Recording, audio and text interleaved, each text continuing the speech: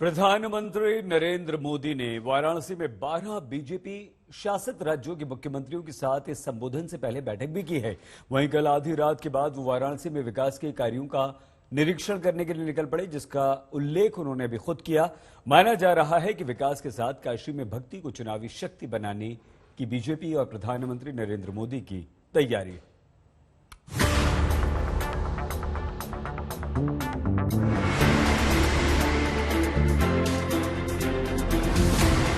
इसमें भक्ति भी है तो चुनावी शक्ति भी है।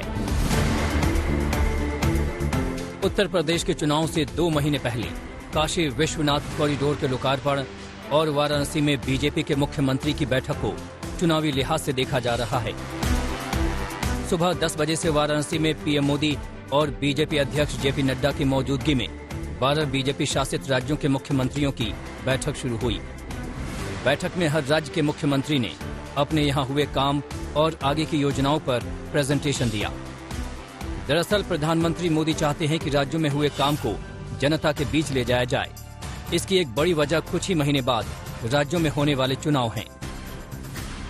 पीएम मोदी की बीजेपी शासित राज्यों के मुख्यमंत्रियों और मुख्यमंत्रियों की इस बैठक का मुख्य एजेंडा भले ही गुड गवर्नेंस हो, लेकिन आने वाले 5 राज्यों के विधानसभा चुनाव को लेकर प्रधानमंत्री नरेंद्र मोदी चाहते हैं कि अगर सरकार ने कोई काम किया है तो उसका प्रचार और प्रसार भी होना चाहिए, क्योंकि अगर इसमें कोई कमी रह गई तो इसका खामियाजा जो है वो चुनाव के अंदर पार्टी और सरकार दोनों को भुगतना पड़ेगा। वाराणसी के BLW गेस्ट हाउस में मुख्यमंत्रियों का सम्मेलन शुरू हुआ तो पीएम मोदी और योगी एक साथ गोल्फ कोर्ट में बैठक के लिए पहुंचे। यूपी चुनाव से पहले एक ही गाड़ी में दोनों का साथ आना संदेश देता है कि बीजेपी एकजुट है, एक साथ है। इस बैठक में यूपी के साथ ही गुजरात, गोवा, हरियाणा, हिमाचल प्रदेश, MP, असम, अरुणाचल प्रदेश, कर्नाटक, मणिपुर और त्रिपुरा के मुख्यमंत्री शामिल हुए। ज्यादा जोर विधानसभा चुनाव वाले राज्यों पर है। मोदी जी के प्रधानमंत्री बनने के बाद पूरे देश के अंदर हमारे सभी धार्मिक स्थलों की और इन सब का उत्थान हुआ है। जगह जगह पर जो काम सैकड़ों वर्षों में कभी किसी ने सोचे नहीं थे, वो मोदी जी के नेतृत्व में सब साकार हो रहे हैं। सारे आज भव्य हमारा जो है काशी बन गया है, भव्य काशी, दिव्य काशी, यहाँ का कॉरिडोर आज दुनिया का एक प्रमुख स्थल बन गया है। अयोध्या धाम बनने जा रहा है। हमारा केदारपुरी में भी जो है भव्य दिव्य निर्माण कार्य चल रहा है, वहाँ भी शिलान्यास हो गया है। बद्रीनाथ जी में भी हो रहा है, जगन्नाथपुरी में। पूरे देश के अंदर आज धर्म के प्रति और धार्मिक जो उत्थान है माननीय मोदी जी के नेतृत्व में लगातार चल रहा है। लगभग 350 साल पहले मां अहिल्याबाई होलकर ने मंदिर का पुनरुद्धार किया था और 350 साल बाद भारत के यशस्वी प्रधानमंत्री श्रीमान नरेंद्र मोदी जी ने फिर से मंदिर का पुनरुद्धार करके कॉरिडोर बनाया है। ये सचमुच में अद्भुत अवसर है। जो विश्वास है काशी विश्वनाथ के ऊपर, वो सब रखने वालों को एक बहुत बड़ा ऐतिहासिक देन मोदी जी ने दिया है। बहुत स्वच्छ है, पराक्रम कर सकते हैं, घाट तक जा सकते हैं और दर्शन भी बहुत अच्छी तरह से कर सकते हैं। बहुत ही सुविधा है। पूरी कॉरिडोर जो उन्होंने बनाया ये तो अद्भुत है और बहुत सारे लोगों की आस्था जो है वो आस्था कायम करने का ये जो काम है, पूरा भारतवर्ष बहुत साल तक मोदी जी को याद करेगा। बाबा की नगरी काशी में आस्था के साथ सियासत के रंग भी खूब दिख रहे हैं। कल प्रधानमंत्री काशी विश्वनाथ दर्शन किए तो आज राज्यों के मुख्यमंत्री अपनी पत्नी के साथ बाबा के दरबार में आए। देश विदेश से आने वाले भक्त हैं, उनकी जो कठिनाइयां थी, गलियों में सिमटा हुआ 2000 स्क्वायर मीटर के दायरे से निकल करके 52,000 स्क्वायर मीटर से ज्यादा के क्षेत्रफल में जो भव्य और दिव्य श्री काशी विश्वनाथ धाम लोक को समर्पित हुआ है, आने वाले भक्तों को अलग प्रकार के आनंद की अनुभूति होगी। कल शाम गंगा आरती में भी सभी मुख्यमंत्रियों ने शिरकत की थी। उनके साथ बीजेपी के 9 उप मुख्यमंत्री भी शामिल हुए। पूर्वांचल में काशी को प्रधानमंत्री मोदी ने बीजेपी का गढ़ बना दिया है। यहाँ उन्होंने आस्था के साथ विकास और अब मुख्यमंत्रियों की बैठक से सुशासन को भी जोड़ दिया है। काशी बीजेपी के शासन व्यवस्था के एक मॉडल के तौर पर उभरी है, जहां सिर्फ योजनाओं की घोषणा नहीं होती, उन्हें जमीन पर भी उतारा जाता है। यही नहीं, उनके रख रखाव पर भी नजर रखी जाती है। तभी तो आधी रात के बाद पीएम मोदी और सीएम योगी बनारस के लोगों के बीच पहुंचे।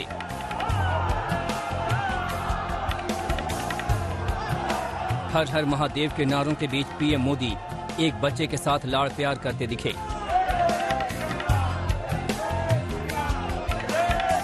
फिर वो बनारस रेलवे स्टेशन पहुंचे और वहां की साफ सफाई और सुविधाओं का जायजा लिया।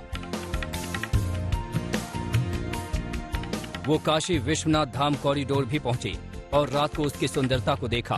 पीएम मोदी की यह कर्मठता विपक्षी दलों के लिए एक सबक है, तो चुनावी रण में बड़ी चुनौती भी है। ऐश्वर्या पालीवाल, समर्थ श्रीवास्तव, हिमांशु मिश्रा के साथ कुमार अभिषेक, वाराणसी आज तक।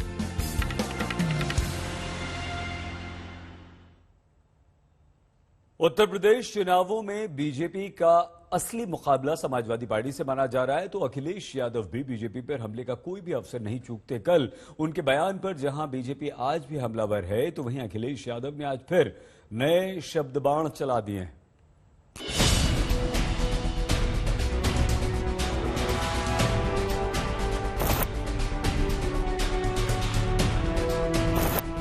प्रधानमंत्री नरेंद्र मोदी की काशी में भक्ति को चुनावी शक्ति हासिल करने के नजरिए से भी देखा जा रहा है।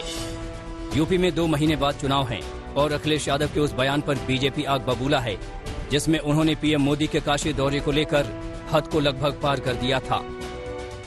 बनारस में आज प्रधानमंत्री और 1 महीने का कार्यक्रम वहाँ रखे जा रहे हैं। बहुत अच्छी बात है। 1 महीना नहीं, 2 महीना, 3 महीना वहीं रहें, अच्छी बात है। वो जगह रहने वाली है, आखिरी समय पर वहीं रह जाता है बनारस में। दरअसल अखिलेश यादव नहीं बोल रहे हैं, उनके अंदर से जी औरंगजेब की आत्मा बोल रही होगी, जिसने विध्वंस किया था।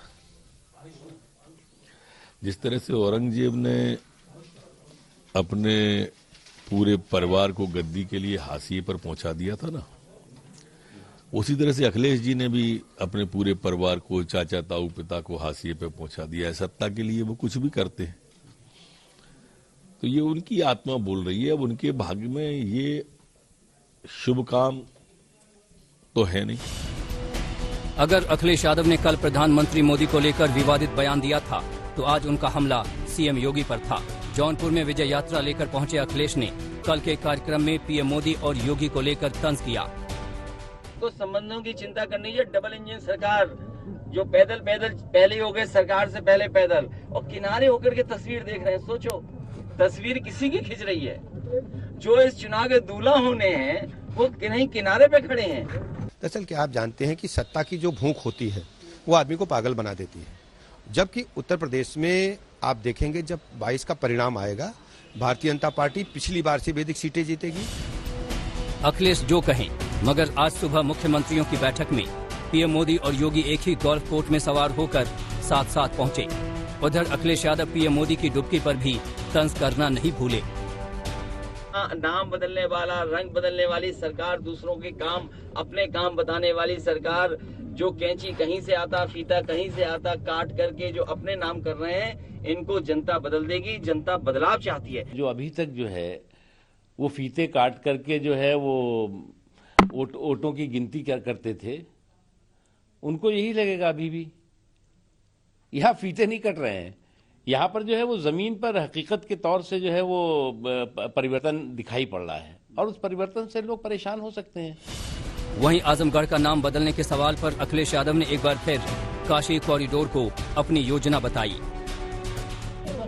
और सवाल ये है कि माँ गंगा की सफाई होगी कि नहीं होगी। देखिए मुख्यमंत्री जी कितने होशियार हैं, देखिए मुख्यमंत्री जी कितने समझदार हैं कि वो माँ गंगा में डुबकी नहीं लगाए। माँ गंगा में डुबकी क्यों नहीं लगाई? क्या माँ गंगा की सफाई हो गई? और यही गोमती जो आपके किनारे से बहती है, क्या माँ गंगा के साथ साथ गोमती की सफाई हो गई? आप सोचिए कितना बजट इसमें चला गया, बजट बह गया, लेकिन कोई नदी साफ नहीं हुई। अरे भैया, आप किसने आपको रोका था कि आप ये सब न करते? किसने कहा था कि आप जो है वो विश्वनाथ जी का कॉरिडोर नहीं बनेगा? किसने कहा था कि काशी को जो है वो सुंदर नहीं बनना चाहिए? किसने कहा था कि गंगा जी को साफ नहीं होना चाहिए? यूपी में चुनावी पारा चढ़ा हुआ है। इस सियासी खेल में औरंगजेब हैं, शिवाजी हैं, जिन्ना है तो गन्ना भी है। आज तक ब्यूरो। वाराणसी में बैठी मुख्यमंत्री परिषद यानी कि 12 राज्यों के मुख्यमंत्री और उप मुख्यमंत्री अब अयोध्या का रुख करेंगे। अयोध्या में उनके लिए तैयारियां की जा रही हैं। इस दौरे को भी उत्तर प्रदेश के चुनावों से जोड़कर देखा जा रहा है।